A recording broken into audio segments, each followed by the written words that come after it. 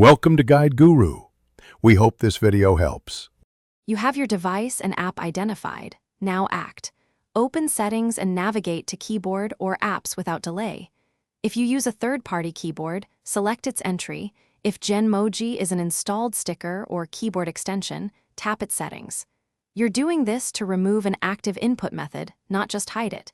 Make sure you're on the account or profile that installed Genmoji.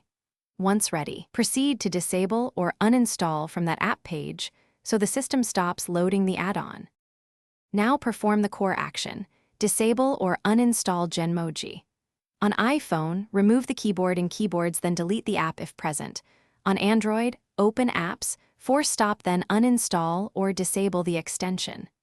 Revoke any special permissions like full access or sticker integration so no residual hooks remain.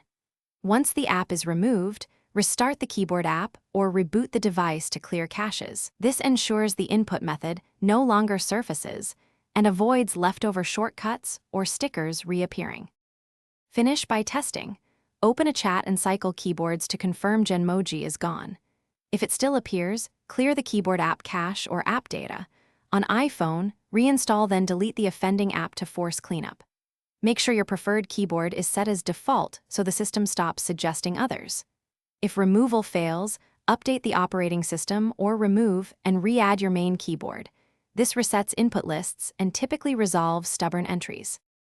Thanks for watching. Consider subscribing if we helped you today.